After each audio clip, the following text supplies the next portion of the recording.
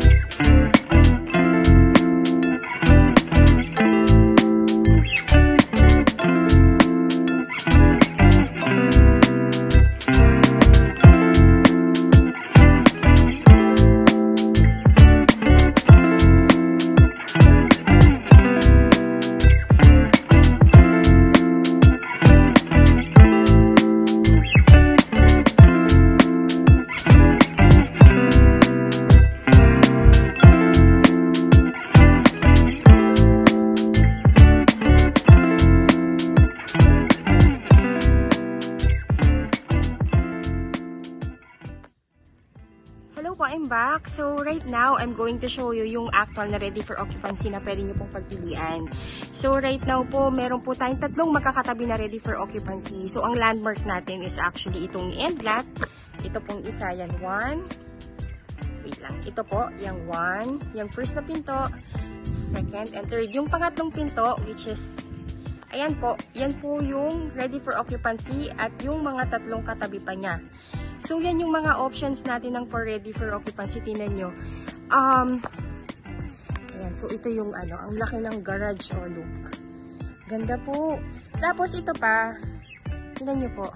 So, ayun, kung magkakapatid kayo or magkakaibigan kayo na gustong bumili ng property and gusto nyo magkakatabi, this is your chance. So, tatlo po yan na magkakatabi na RFO na ready for occupancy. Ito po. Yan, ito 1, 2, and yung third. Ayun. Ang kagandahan po kasi dito, look, kita nyo po yung pader na yon. From here, walkable po yan. That is the amenities. Andiyan po yung basketball court, playground. Ayan po, tsaka multi-purpose hall kung di po ako nagkakamali. Pero, ayun po, check nyo po ito. Ang ganda nito, oh. Ito po, ongoing yung kanyang construction, pero mabilis na po ito kasi pag nilagay na nila to sa for ready for occupancy, ibig sabihin, few weeks na lang tapos na po itong unit. So, yung ready for occupancy natin dito sa Leora, you can pay it in cash and down payment para mapa-approve ka agad natin sa bank financing. And after ma-approve po, doon pa lang naman mag-i-start yung inyong down payment. Yung monthly amortization. Then, pag nag-start yung monthly amortization, automatic din po yun. Pwede nang i-turn over yung unit. Pwede nyo nang malipatan. Pwede nyo na pong ipagawa yung loob. Or kung ano pong design yung gusto nyo pong gawin sa unit ninyo. So, ayan, nakikita nyo na siya. So, again, ang landmark natin, yung end lot. Ayan po. Itong end lot, yan. Tapos, yan. So, 1, 2, 3. So, itong pangatlong pinto na to. 1, 2, itong pangatlong pinto na to. Yan ang start ng isa nating ready for occupancy. Ito, 1, 2, and yung katabi nga, third. Ayan, so kung kayo po yung magkakapatid or friends na gustong bumili dito sa Leora, this is your chance para magiging magkakatabi po kayo. Ready for occupancy. Again, yung ready for occupancy, pwede nyo po siyang bayaran ng cash yung down payment. Pwede nyo rin installment plan yung down payment for 3 months. Then, ipap-approve na po yun sa bank financing. And pag once approved na, pwede nyo na pong malipatan yung unit. I'm sorry, hindi ko pa lang siya mapasok. Pero check natin. Check natin. So, pasukin natin isang ready for occupancy. Kinis na. So, more likely skin coat. Ayan po. Yung mga salamin and grills and everything, yung mga fixtures, nilalagay po yan usually pagka ano na po. Mabilis na lang po to. Sorry, madilim. Hapon na po kasi. Then, yung hagdan, madali na rin naman po yan. Then, ito yung likod. Yan. Ayun. I hope po na nakakatulong po ako sa inyo para po at least magkaroon po kayo ng kaliwanagan. And updates na rin dito sa atin sa Leora, especially po yung mga client na namin nakakuha na. Tapos na almost ng phase 1. Ganda, in fairness. Nakakatawa, ang bilis talaga nila mag-construct po. Wala po ko talagang masabi. So, ayun. Let me know po if you're interested to reserve this unit para po at least mapahold natin to. Sayang to, ang ganda. Kasi po, ayan, no, ang bihira na lang kasi na may mag-open na malapit sa amenities. And majority of the units here are actually, ano na po yan, nabili na.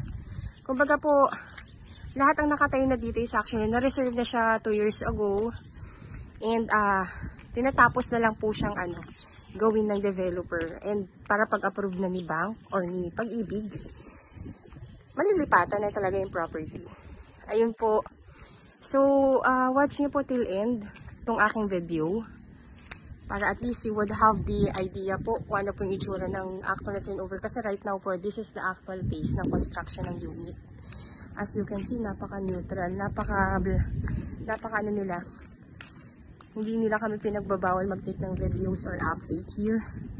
Kasi wala mas sila tinatago. And maganda talaga yung construction nila. O, yun lang talaga yung masasabi ko po kay My City Homes.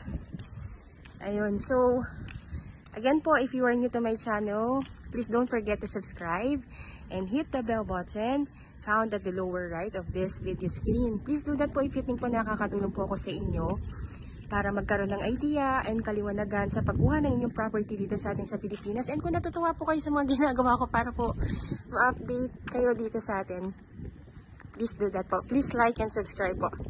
Again, our number is already posted in this video.